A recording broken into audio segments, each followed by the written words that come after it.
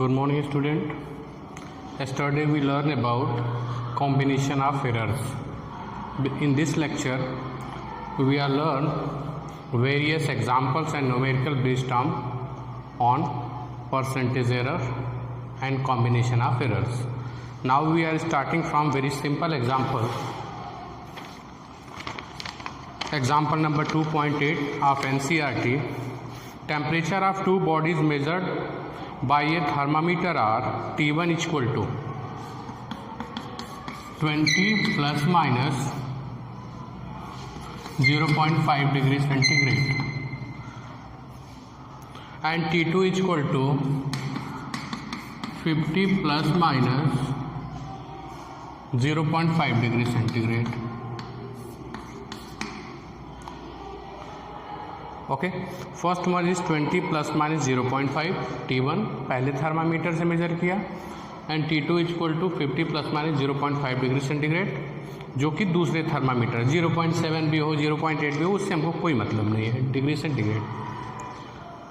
Calculate the temperature difference and error therein. हमको क्या चाहिए T1 माइनस T2 चाहिए.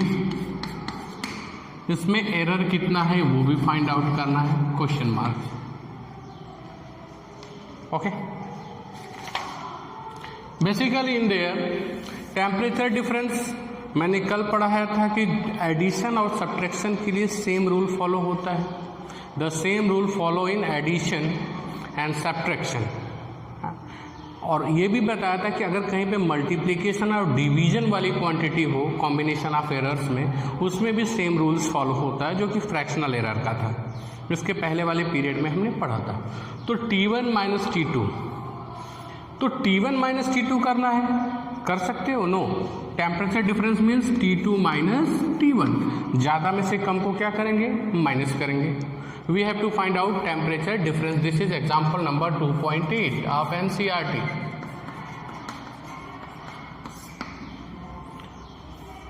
तो सबसे पहले दिस इज ट्रू वैल्यू, ये दोनों की ट्रू वैल्यू. तो ट्रू वैल्यू के साथ क्या करेंगे, जो डिफरेंस है वही अप्लाई करेंगे. तो ट्रू वैल्यू क्या हो जाएगा आपका 50 minus 20 how many 30 degree centigrade.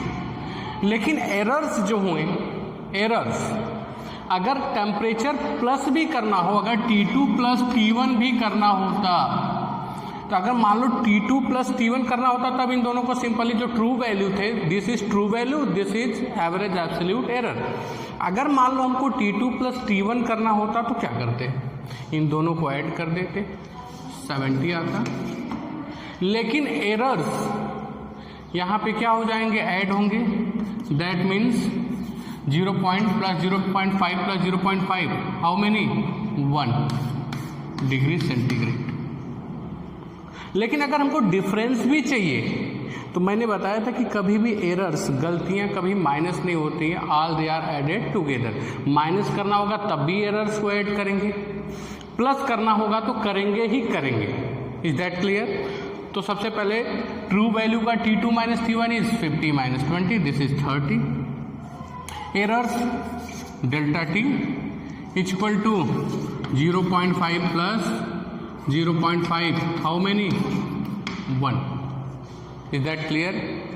Errors हमेशा ऐड होगा, आइदर इट इज डिफरेंस और एडिशन. एरर हमेशा माइनस होगा भले डिफरेंस है, लेकिन जो ट्रू वैल्यू होगी वो जो भी हमको निकालना होगा, जैसे T2 माइनस T1 है तो इसमें से इसको माइनस करेंगे. अगर T2 प्लस T1 करना होता इन दोनों को ऐड कर देते. लेकिन एरर्स के केस में we always either it is subtraction और addition, we always add the errors, क्योंकि एरर्स हमेशा क्या होते हैं, ऐड होते हैं. That means total result temperature difference T equal to can be written as 30. True value जो डिफरेंस का आया था plus minus. Is that clear. It is our answer. Clear और नॉट. ट्रू वैल्यू को सब्ट्रैक्ट ही करेंगे, लेकिन एरर्स आइदर अगर एडिशन हो चाहे सब्ट्रैक्शन हो, कुछ भी हमको इंस्ट्रक्शन क्वेश्चन में दिया होगा इसको हमेशा क्या करेंगे, ऐड करेंगे. क्लियर और नॉट. लिखने की भी जरूरत नहीं, डायरेक्ट इसको माइनस करो 30 और इन दोनों को क्या करेंगे, ऑलवेज ऐड करेंगे. Okay, we are moving towards next example.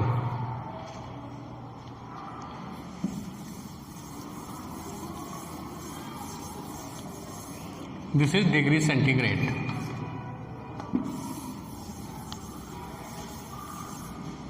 Now the next example is a physical quantity. ये एग्जाम्पल नहीं है, समझने के लिए कॉम्बिनेशन ऑफ एरर. इसमें पावर भी है, मल्टीप्लिकेशन भी है, डिवीजन में है, सब कुछ है. इससे बहुत सारी चीज़ें एक साथ आपको समझ में आ जाएंगी. Physical quantity x is given by, और physical quantity x is given by x is equal to, it is given a square b Q upon c under root d. Okay, if the percentage error in measurement of A, B, C and D are, A का जो percentage error है it is given 4%. That means delta A by A into 100.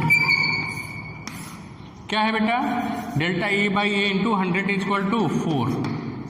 Second one is percentage error in B, delta B upon B into 100 is equal to 3%. Okay, C, delta C by C into 100, percentage error in C, percentage error in C it is given 2%, and percentage error in D it is given 1%. Question क्या था आपका, a physical quantity x is given by x equal to a square b cube c under root D.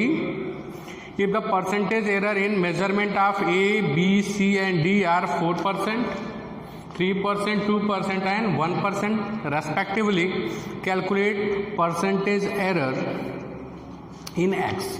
हमको क्या चाहिए बेटा, percentage error in x चाहिए. That means we have to find out delta x upon x into 100 चाहिए. This is question mark. ये आपके exercise में भी क्वेश्चंस है. जो एक्सरसाइज जिससे शुरू होता है दूसरे वाले पेज पे जाओगे एनसीईआरटी को तो मिलेगा.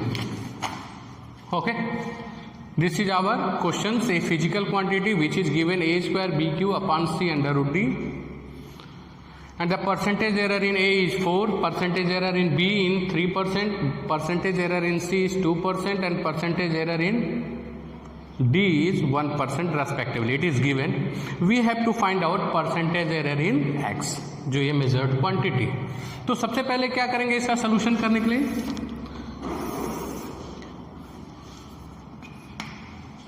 here we write delta X upon X, delta x upon x, because it has division, power, multiplication, all the functions are present in this physical quantity. देखो a स्क्वायर पावर भी है, b cube power भी है, और उसके बाद a और b के बीच में मल्टीप्लीकेशन भी है. Similarly in this is numerator, this is denominator, उसको c और अंडर रूट d से डिवाइड भी किया गया. That means it is the function of multiplication, division and power also. तो मैंने क्या बताया था, मल्टीप्लीकेशन और डिवीजन में सेम रूल फॉलो होता है आपका परसेंटेज एरर में. यानी सपोज अगर we have x equal to a into B होता तो हम क्या करते, delta x upon a, delta x upon h equal to delta a upon a plus delta b upon b. Clear, ये करते. Suppose x equal to a upon b होता तो same condition करते, maximum possible error equal to delta a upon a plus delta b upon b. Same condition करते हैं. यानी जो rules हम मल्टीप्लिकेशन में अप्लाई करते हैं सेम रूल किस में अप्लाई करते हैं, डिवीजन. और पावर के लिए क्या करते थे, मैंने कल बताया था, suppose x equal to a power n है तो delta x upon x equal to क्या हो जाएगा, n delta a by a. यानी वो जो पावर होती है वो किधर आ जाता है आपका, कॉफिशिएंट में आ जाती है.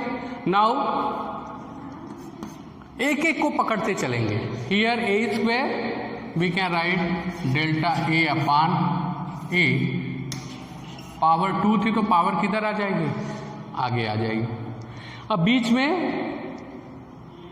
मल्टीप्लिकेशन का साइन है, मल्टीप्लिकेशन के लिए क्या करते हैं, प्लस करते हैं। नाउ प्लस बी है, delta B upon B, here power is 3, तो 3 किधर आ जाएगा बेटा, आगे, according to power rule and delta A by A. Third term is, अब देखो डिवीजन में, डिवीजन के लिए वही रूल्स फॉलो करते हैं। Suppose we have a by b, तो a upon b, delta A upon a, b के लिए क्या लिखेंगे, delta B upon b. Is that clear? Same plus here c, delta c upon c, कोई power नहीं है। अब चूंकि इन दोनों के बीच में मल्टीप्लीकेशन है,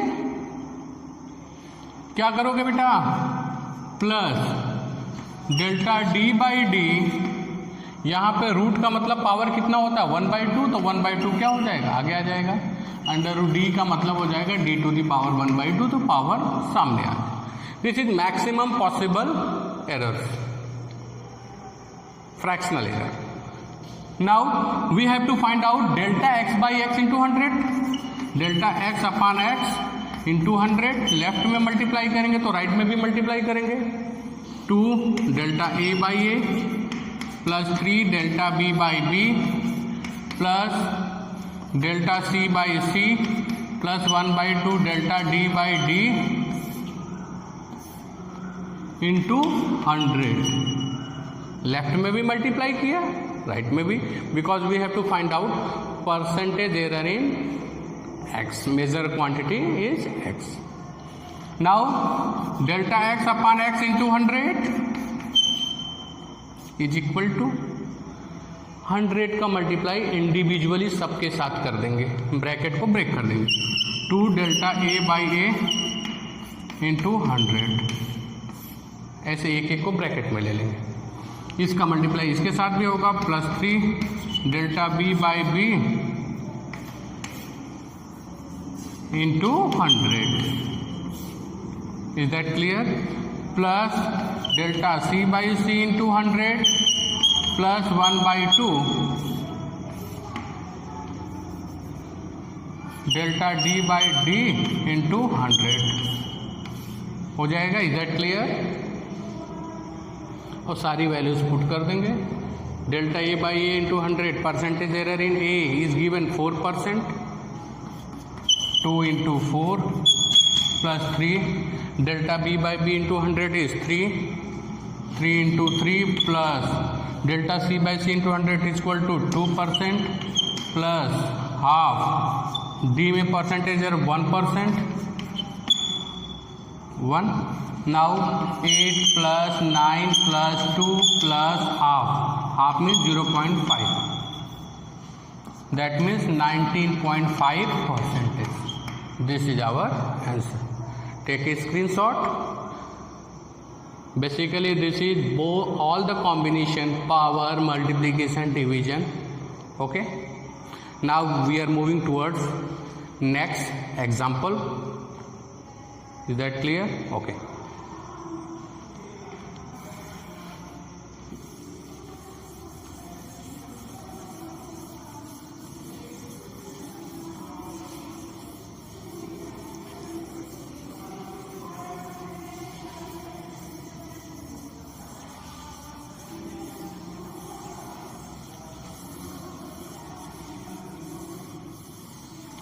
Now the next example is, it is 2.12 NCERT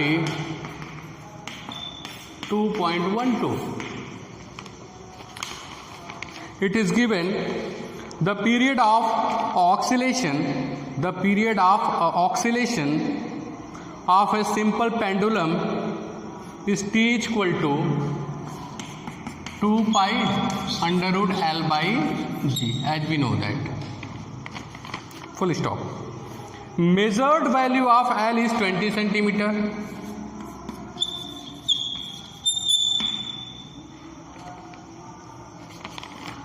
measured value of L is 20 centimetre, known 1 millimetre accuracy. तो अगर कभी भी ऐसा वर्ड आएगा कि measured value is 10 centimetre, known as 1 centimetre of accuracy, तो जहां एक्यूरेसी वर्ड आएगा this, that means this is average absolute error, that means delta L is equal to 1 millimetre, that means 0.1 centimetre. क्योंकि ये centimetre में है तो इसको convert करोगे 1 मिलीमीटर को 0.1 centimetre. And time for 100 ऑक्सीलेशंस and the time for 100 oscillation of pendulum is found to be 90 seconds. T is equal to 90 seconds. Is that clear? Using a wristwatch of 1 second resolution, same, यानी 1 second resolution मतलब 1 second या तो कम हो सकता है या तो ज्यादा, that means delta T is equal to average absolute error is 1 second.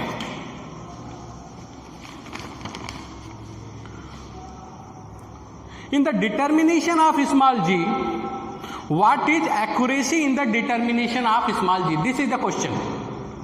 What is accuracy in the determination of small g? That means we have to find out delta g upon g into 100. Question mark. Is that clear? Delta G भी निकाल सकते हो, कुछ भी निकाल सकते हो, बहुत सारी इंफॉर्मेशन हमको यहाँ से मिलेगा। एक बार क्वेश्चन को पूरा रीड कर देते हैं। The period of oscillation of a simple pendulum is T is equal to 2 pi under root L by G. Measured value of L length is 20 centimetre, known 1 millimeter accuracy, and time for 100 oscillations for the pendulum is found to be 90 seconds using a wristwatch of 1 second resolution. What is the accuracy in the determination of g, small g, acceleration due to gravity, small g? Is that clear? Now we are going to solve these questions. ये आपका question है।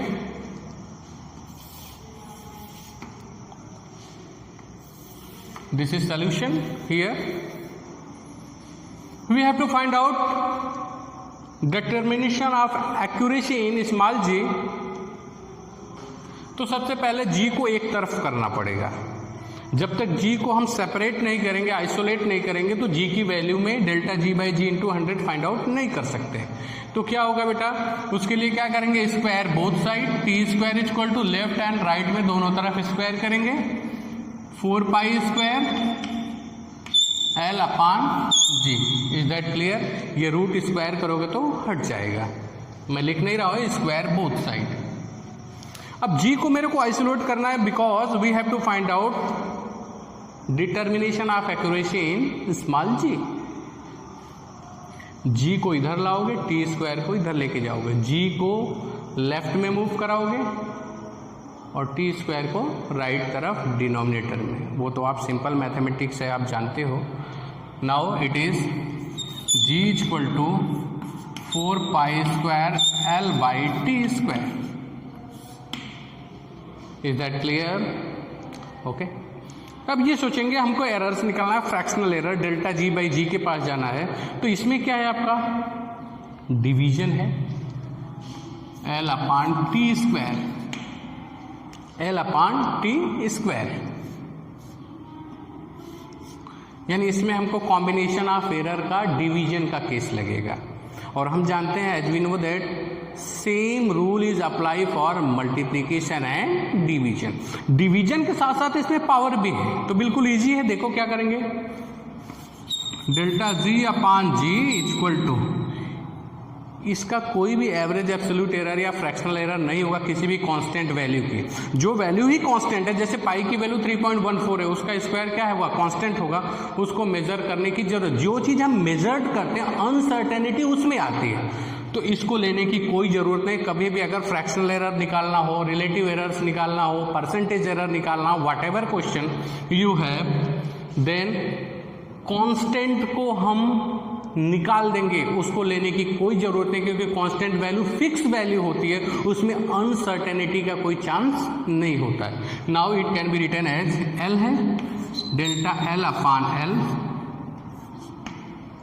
Is that clear? Delta l upon l. Division है तो division के लिए plus delta t upon t. Power कितना था बेटा? 2, तो पावर किधर आ जाएगा? साइड में आ जाएगा।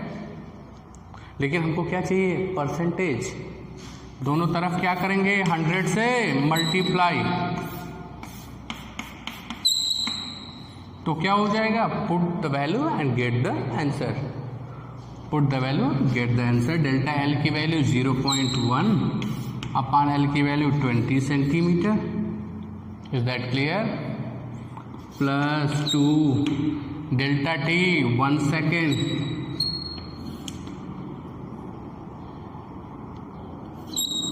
$90 सेकेंड इंटू 100। क्लियर और नॉट? 2 1 जा 2। तो आप क्या करोगे? आप delta G upon G into 100। Further step में आप क्या करोगे? इसके बाद एक स्टेप और देख लेते हैं। Delta G upon G into 100 क्या हो जाएगा बेटा? 100 से मल्टीप्लाई करोगे तो यहाँ पे कितना हो जाएगा? 100 से मल्टीप्लाई करोगे तो 10 हो जाएगा। 10 अपान 20 प्लस इसमें मल्टीप्लाई कर दो, कितना हो जाएगा आपका? 200 अपान 90। क्लियर और not? Is that clear? 0 0 cancel. That means delta G upon G into 100 is equal to 1/2 का मतलब क्या हो जाएगा? 0.5 प्लस 20 अपान 9। 20 डिवाइडेड बाई 9 2 जा 18। ओके, 9 2 जा 18, 2.2 something. That means 2.7%। That means it is accuracy in G, that means percentage error in G, इतने के chances होंगे। Is that clear? Okay, after this we are going next example। रब कर दें? Okay।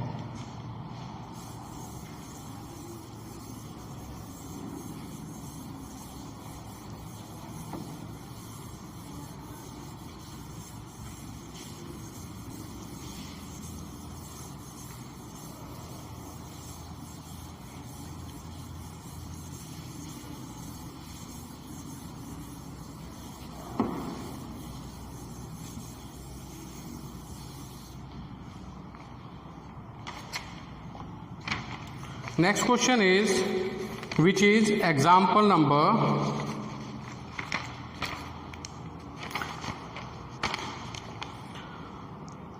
2 resistance R1 is equal to 100 plus minus 2.10. This is example number NCERT 2.10.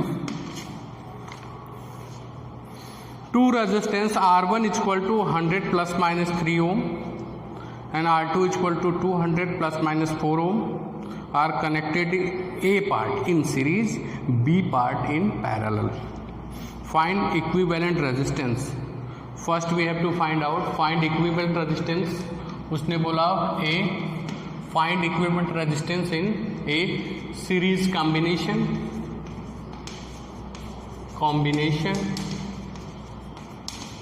and B parallel combination. First हमको equivalent resistance find out करना है। Equivalent resistance find out करना है किसमें? Series में एंड पैरेलल में। 2 resistances, R1 is given how many? 100 plus minus 3 ohm. R2 is equal to 200 plus minus 4 ohm. Is that clear? Okay. एक बार question को फिर से पढ़ देता हूँ। 2 resistance R1 is equal to 100 plus minus 3 ohm and R2 is equal to 200 plus minus 3 ohm are connected, A in series, B in parallel. Find equivalent resistance A in series combination and parallel. पहले series के लिए निकालना है, फिर हमको क्या निकालना है बेटा, पैरेलल कॉम्बिनेशन के लिए निकालना है। तो सीरीज के लिए बहुत सिंपल होता है, इन सीरीज के लिए क्या होता है, R equal to R1 plus R2। तो सेम जैसे मैंने पहला अभी बताया था, प्लस रहे, अगर माइनस भी रहता, अगर फार्मूले में सीरीज का प्लस ही होता है, अगर माइनस भी रहता तब भी एरर क्या होगा, ऐड होगा। और ये तो इंस्ट्रक्शन के अकॉर्डिंग, इंस्ट्रक्शन क्या बोला है, R1 plus R2, that means R equal to series के लिए क्या हो जाएगा आपका 300 plus minus 7 ohm. This is answer of A part. Now we are going towards B part. B part parallel में क्या होगा, सबसे पहले बी पार्ट को फाइंड आउट करने के लिए हमको, चूंकि हमने बताया था एरर को हम कैसे रिप्रेजेंट करते हैं बेटा, अगर कोई भी मेजर्ड वैल्यू ए है उसको रिप्रेजेंट करते हैं ए बार प्लस माइनस डेल्टा ए बार। मैंने बताया था ए बार मतलब true value plus minus this is measured value, this is true value, this is measured value, this is true value, this is average absolute error, sorry this is true value, this is average absolute errors. तो हमको इसमें दो चीजें find out करनी पड़ेंगी। पहले तो parallel में ट्रू वैल्यू कितनी आती है, parallel suppose this is R dash, in parallel RP भी लिख सकते हो, R dash equal to 1 upon R1, sorry 1 upon R dash equal to 1 upon R1 plus 1 upon R2। Is that clear? Parallel का आपने पढ़ा होगा 10th में, 1 upon R dash equal to 1 upon 100 plus 1 upon 200। सबसे पहले हम किसके लिए जाएंगे, ट्रू वैल्यू के लिए, इसके लिए, फिर उसके बाद हम किसके लिए जाएंगे, एवरेज एब्सोल्यूट एरर के लिए। इसलिए ये थोड़ा सा टिपिकल होगा, उसको स्टेप वाइज आप देखोगे तभी आएगा। 1 upon R dash equal to LCM 200, 2 plus 1, R dash equal to, उल्टा कर दोगे दोनों को, 200 upon 3। Is that clear? R dash equal to, यानी ये वैल्यू हमको मिल गई। यानी कि अगर हम इसको लिखना चाहेंगे तो इस तरह से लिखेंगे, measured value in parallel combination क्या लिखेंगे आप, R dash plus minus delta R dash. अब हमको ये चाहिए plus minus delta R dash, उसके लिए कहाँ से चलेंगे, जब भी कभी इस तरह का फार्मूला बनता है, इसके लिए ये नोट कर लो, आपको हिंट में भी दिया है वो एग्जाम्पल्स में, कि delta R dash upon R dash square equal to, ये फार्मूला है आपका। कभी भी अगर इस तरह की क्वांटिटी का हम, चूंकि हमने क्या पढ़ा है, addition, subtraction, multiplication, division and power के लिए पढ़ा है, लेकिन ये कुछ अजीब तरह की क्वांटिटी है, 1 upon R equal to 1 upon R1 plus 1 upon R2। अगर उसके लिए फ्रैक्शनल एरर निकालने जाओगे तो इस फार्मूला का यूज करोगे आप। Is that clear? Delta R dash upon R dash square equal to क्या हो जाएगा, delta R1 upon R1 square plus delta R2 upon R2 square. ये फार्मूला आपको यूज करना पड़ेगा, आपके एनसीईआरटी के हिंट में भी दिया है आपका, delta R dash upon R dash square plus delta equal to delta R1 upon R1 square plus delta R2 upon R2 square. वो हिंट में दिया है, आप जाके देख सकते हो एनसीईआरटी के एग्जाम्पल नंबर 2.10 में। तो हमको R डैश मिल गया। अब इस फार्मूले से हमको ये फाइंड आउट करना, हमारा एम ये है। तो कैसे फाइंड आउट करेंगे उसको देखते हैं। Delta R dash upon R dash square equal to delta R1 upon R1 square plus delta R2 upon R2 square. अब देखो एक एक करके वैल्यू पुट करेंगे। Delta R dash find out करना है, R dash square, R dash की value कितना है 66.7 whole square is equal to delta R1. This one is R1, this is plus minus delta R1. Delta R1 की value मैंने बोला true value plus average absolute error.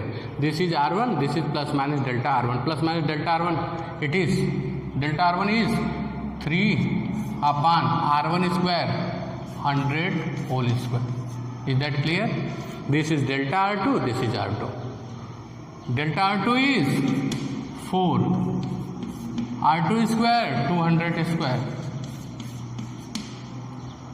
Is that clear? Delta R dash is equal to 3 upon 1 2 3 4 हो जाएगा बेटा, plus 4 upon 4 1 2 3 4. Okay, square करोगे.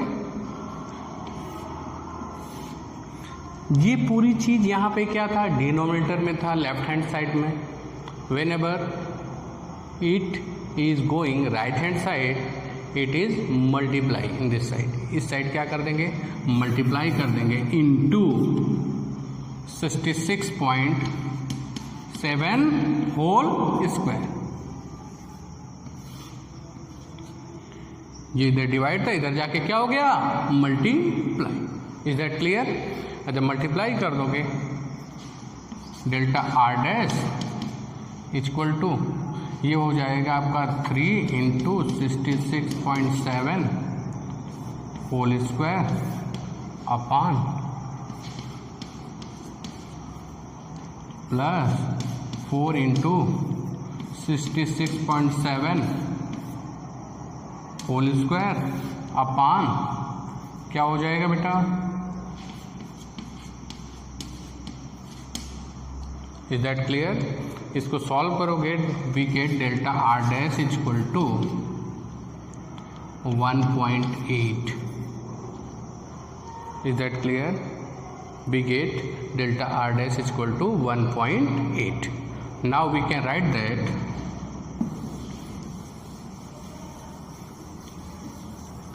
in parallel. तो सबसे पहले क्या लिखेंगे, r dash plus minus delta r dash. rp parallel में अगर उसकी वैल्यू लिखनी हो तो क्या लिखेंगे, r dash जो पैरेलल का कॉम्बिनेशन आया plus minus delta r dash जो रिप्रेजेंटेशन था. R dash is 66.7 plus minus 1.8 ohm. This is our complete answer. I hope you are enjoy. In next period we are going significant figure. Okay, thank you.